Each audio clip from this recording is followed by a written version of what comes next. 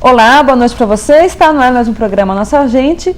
O cartório está na vida das pessoas desde o nascimento, casamento, separação e até a morte. Mas muitas pessoas confundem ou desconhecem a função de cada cartório. Para dar mais esclarecimentos, eu vou conversar hoje com Everton Rodrigues. Ele é primeiro oficial de registro de imóveis de Piracicaba. Everton, obrigada pela sua presença. Seja bem-vindo ao programa Nossa Gente. Boa noite, eu que agradeço essa oportunidade e quero oferecer aqui o nosso conhecimento dentro da área para que possa esclarecer a população que nós também consideramos uma matéria muito importante, porque embora a atividade cartorária desde o nascimento faz parte da vida de todas as pessoas, nasce, precisa de um cartório, casa, separa, adquire um imóvel, durante todo o decorrer da vida, até quando vem a falecer, precisa de um cartório e às vezes não conhece a atividade de cada um deles, como funciona, existem muitos mitos por trás desse tema e nós estamos aqui para esclarecer. Então, existem cartórios judiciais e extrajudiciais. Vamos começar pelos judiciais. Quais são, quantos são, qual a função de cada um deles? Na realidade, cartórios, só para fazer um esclarecimento de maneira simples para a população, cartórios, na realidade, são os locais onde se arquivam os documentos que são importantes para a vida das pessoas. Existem os cartórios que são os judiciais, que são os cartórios que administram o andamento dos processos que tramitam pelo fórum, em todas as esferas, no foro da Justiça Estadual, Federal, Trabalhista. Existem aqueles cartórios onde os processos correm, como é no linguajar comum da população. Os cartórios das delegacias de polícia, onde tramitam os inquéritos policiais. O cartório eleitoral, que também ainda é uma atividade exercida de maneira judicial, com controle direto pelo Poder Judiciário, que controla as eleições, os pleitos eleitorais, e os cartórios extrajudiciais. Por que extrajudiciais? Porque, embora uma atividade fiscalizada pelo Poder Judiciário, mas são atividades exercidas por particulares, porém de funções públicas. E quais são esses cartórios extrajudiciais? São os cartórios de registro civil das pessoas naturais, os cartórios de notas, os cartórios de protestos de títulos, os cartórios de registros de imóveis e os cartórios de registro de títulos e documentos. Explique cada um deles para que a população entenda. Fazendo uma abordagem simples também, porque existem minúcias em cada uma das atividades, em cada um dos cartórios, mas de uma maneira singela, os cartórios de registro civil controlam a vida civil das pessoas. Então, nascimento, registra-se os nascimentos, os casamentos, as eventuais separações, divórcios, restabelecimento da sociedade conjugal, as interdições, as tutelas, aquelas pessoas que têm alterações do seu estado civil, também em relação às emancipações, as pessoas são emancipadas pelos seus genitores, e por fim, o falecimento, que é o ato final da vida, que a morte também é feita pelos cartórios de registro civil. Então.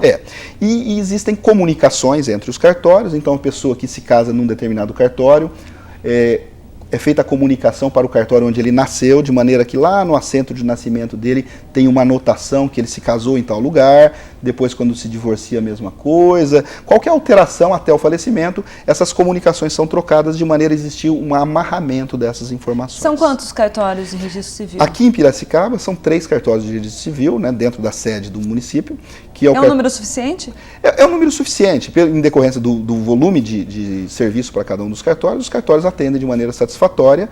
Quem controla a elevação desses números de necessidade de cartórios é o Poder Judiciário, que avalia, levando em consideração estatísticas de número de atos, de população, de situação econômica de cada cidade, e Piracicaba está dentro de um nível considerado satisfatório em relação ao número de cartórios. E o de notas, o que faz? Os cartórios de notas, a atividade deles é de lavrar as escrituras, ou seja, as transferências patrimoniais, as procurações, que são as nomeações de pessoas que possam representar uns aos outros, os reconhecimentos de firmas, que é aquilo lá para verificar a assinatura das pessoas, se é semelhante àquele padrão que está depositado no cartório, ou se a assinatura é verdadeira, que é uma das formas de reconhecimento também, e as autenticações, que é a conferência de documentos com os originais, que atesta que aquele documento confere com o seu original, para que possa fazer prova em outros lugares. É um dos mais procurados, né? Os documentos, a autenticação e reconhecimento de firmas é o volume de maior serviço dos cartórios, porque em todo lugar que precisa se comprovar, você não pode deixar o seu documento original. Então há necessidade de você apresentar cópias autenticadas.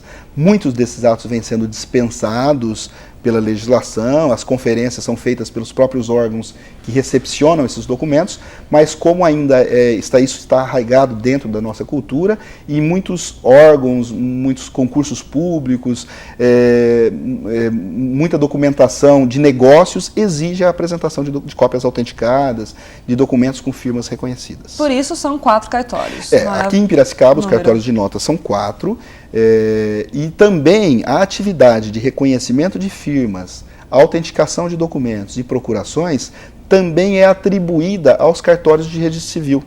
Por uma lei estadual, os registros civis também acumulam essas funções. Então, para reconhecer firma, autenticar ou lavrar procurações, nós temos em Piracicaba 7 locais. Então, são os 3 cartórios de registro civil, mais os 4 cartórios de notas. Tá. Então, agora, as escrituras, os testamentos, as partilhas, as atas notariais, são aqueles documentos que comprovam fatos jurídicos, esses são de exclusividade do tabelião de notas. E a função de protesto? O cartório de protesto, que aqui em Piracicaba há um só, tem como finalidade o controle do crédito da população. Ou seja, é o cartório de protesto que exercita a atividade de cobrança dos títulos que não houve cumprimento da obrigação, né? Quando há o vencimento sem o pagamento, você aponta esse título no cartório de protesto, o cartório faz uma notificação para o devedor, que ele tem uma oportunidade de saldar essa dívida e ficar com o seu nome limpo no cartório de protesto. Se eventualmente não houver o pagamento, o seu nome é incluído entre os devedores, aquelas pessoas que estão na lista de pessoas inadimplentes com as suas obrigações, e essas listas são distribuídas aos órgãos de crédito, aos bancos, ao Serasa, à associação comercial, que essas empresas acabam dificultando os créditos para essas pessoas que eventualmente são inadimplentes com as suas obrigações. E geralmente as pessoas confundem um cartório com o outro, devido a quê, principalmente? É muito comum nós recebermos, faltou ainda a gente esclarecer imóveis, o cartório de registro de imóveis. Deixa eu só fazer uma abordagem em relação ao registro de imóveis, que é o que remanesce. A competência do cartório de registro de imóveis é controlar as propriedades das pessoas, ou seja, quem são os donos dos bens móveis e as garantias que estão sendo feitas sobre esses imóveis, as hipotecas, as penhoras, as indisponibilidades, as ações judiciais que tenham reflexo sobre o patrimônio das pessoas. Então, o registro de imóveis tem essa competência. Depois nós vamos sentir a oportunidade de esclarecer a divisa, são 2 cartórios de registro de imóveis.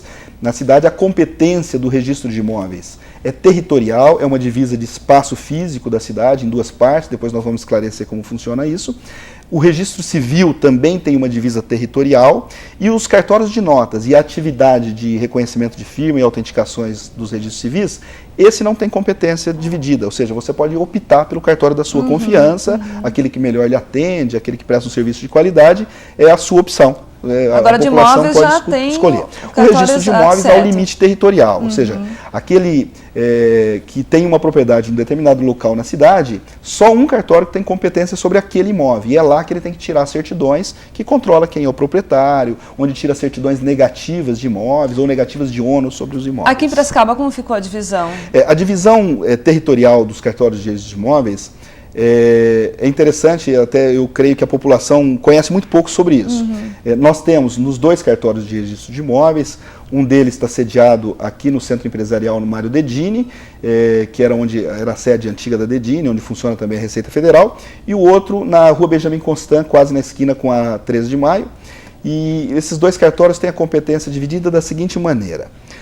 A divisa inicia no Rio Piracicaba, no sentido de quem vem de Santa Bárbara para Piracicaba, até alcançar o local onde deságua o Ribeirão Piracicamirim, no Rio Piracicaba. Aí sobe pelo Ribeirão Piracicamirim, passa ali por dentro da Exalc, até encontrar a Avenida Piracicamirim, que sobe no sentido da Rodovia do Açúcar. Na Avenida Piracicamirim, sobe-se por ela no sentido da Independência, aí vira na Independência à esquerda até a Rua Dom Pedro II, desce pela Dom Pedro II no sentido do centro, passa pelo centro da cidade, pela Dom Pedro II, e vai até a Rua do Rosário. Na Rua do Rosário, vira à esquerda e sobe pela Rua do Rosário até a Praça Takaki, desce pela Rua Madre Maria Teodora, até o balão ali do Jardim Planalto, sobe por aquela pista que segue no sentido de Anhembi, e aí no trevo ali do São Jorge, aí a divisa segue pela estrada que segue a Anhembi. Em todo esse caminhamento que nós explicamos, o lado direito é de competência do primeiro registro de imóveis e o lado esquerdo é do segundo registro de imóveis. Então, o lado sul da cidade do segundo registro e o lado norte da cidade do primeiro registro de imóveis. O primeiro fica aqui no prédio Mário Dedini? O primeiro registro de imóveis é no prédio Mário Dedini, né, aqui na Avenida Limeira, número 222, e o segundo registro de imóveis, que é na Benjamin Constant, quase na esquina com a 13 de maio. Nós estamos falando sobre a questão das pessoas confundirem, desconhecerem muito a competência comum de cada um dos cartórios. Né? É muito comum nós recebermos as pessoas de maneira inadvertida que vão até um determinado cartório buscar um documento que na realidade é da competência do outro cartório. Então essa divisa territorial é importante a gente esclarecer para a população, porque quando as pessoas querem tirar a certidão do seu próprio imóvel, ele precisa saber em qual cartório ele vai tirar. E esse cartório é feita essa divisa dessa maneira. Nós fizemos recentemente um acordo com uma municipalidade, passamos as informações de quais são os setores, as quadras e os lotes de cada um dos cartórios para a prefeitura, para que a prefeitura possa inserir no carnê do IPTU a informação de qual cartório é o competente para registro. Isso é muito importante, porque com o carnê do IPTU, você vai ver se é no primeiro cartório ou no segundo, e lá você vai tirar a certidão dessa propriedade em relação ao registro de imóveis. Em relação aos outros, nós fizemos uma abordagem bastante ampla, simples, mas que dá para dar conhecimento de que cada um dos cartórios faz. Nós não falamos ainda sobre os cartórios de registro de títulos e documentos, que é anexo dos cartórios de registro de imóveis. Aqui em Piracicaba não há um cartório separado para isso, que é onde registram todos os demais documentos que não são de competência do registro de imóveis, em relação aos bens móveis em geral, aos negócios que não são de competência do registro de imóveis. E o cartório de registro civil das pessoas jurídicas, que também é anexo do registro de imóveis, que é onde controla as pessoas jurídicas, que são as sociedades simples, as empresas de menor porte, as sociedades de menor porte que não são consideradas empresas. Essas são de competência do cartório de registro de pessoas jurídicas. Quando não for de competência da junta comercial, você verifica nos cartórios. Não há divisa territorial para esse tipo de cartório, você pode optar pelo primeiro ou pelo segundo registro de imóveis. Bom, nosso tempo está acabando, infelizmente, tem muitas coisas para a gente abordar aqui ainda, mas eu gostaria que você falasse um pouquinho do horário de funcionamento. O expediente é o mesmo para todos os cartórios? Como funciona isso?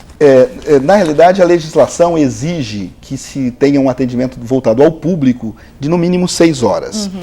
Os horários não são os mesmos, tendo em vista as peculiaridades de cada uma das atividades, Sim. a necessidade de um tempo para serviço interno, para que haja rendimento da velocidade dos prazos, né? Porque a lei estabelece prazos para a prática de cada um dos atos, mas de uma maneira bem geral, eu gostaria de esclarecer o horário de funcionamento de cada um dos cartórios, que são os seguintes.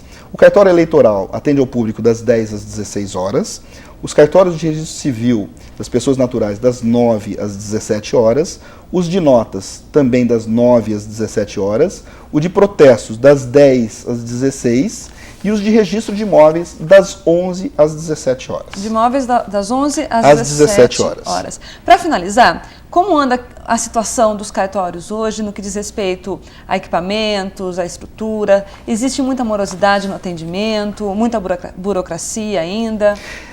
A burocracia em relação ao andamento dos serviços decorre das regras da lei, ou seja, infelizmente não são os cartórios que criam a burocracia, na realidade são os instrumentos para o andamento dos processos de registro, de cada um dos atos, de cada um dos cartórios. Agora, a legislação estabelece critérios muito objetivos, muito severos. Por quê? Em relação ao cartório da minha especialidade, que é o registro de imóveis, nós temos por obrigação, ou seja, nós somos os guardiões da segurança jurídica das propriedades. Então é natural que temos que ter o maior cuidado, o maior rigor possível, de maneira a proteger as propriedades das pessoas, a não permitir que essas propriedades sejam utilizadas de maneira fraudulenta, lesiva a terceiros. Então, todo esse cuidado que eventualmente possa emperrar o andamento do processo de registro ou apresentada uma determinada exigência, todas elas são feitas com fundamento legal. há meios para você se insurgir contra essas exigências, meios legais. Então não há necessidade de se discutir, ou seja, os cartórios estão com as portas abertas para esclarecer o porquê de cada uma das exigências, e a pessoa, se eventualmente não se conformar, existe um meio próprio, que é o processo de dúvida registrária, que é aquele caso encaminhado ao juiz corregedor para eventualmente resolver aquela questão daquela dúvida que causou entre a exigência do registrador e aquela intenção da parte. Né? Isso é muito importante esclarecer, porque às vezes as pessoas acham que a gente atua de acordo com nossa boa vontade.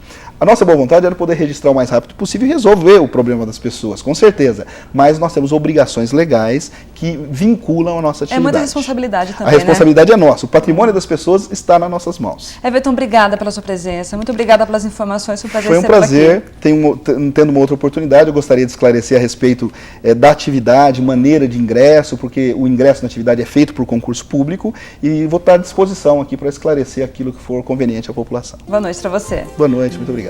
O programa Nossa Gente vai ficando por aqui. A vocês uma ótima noite. Eu estarei de volta amanhã. Até lá.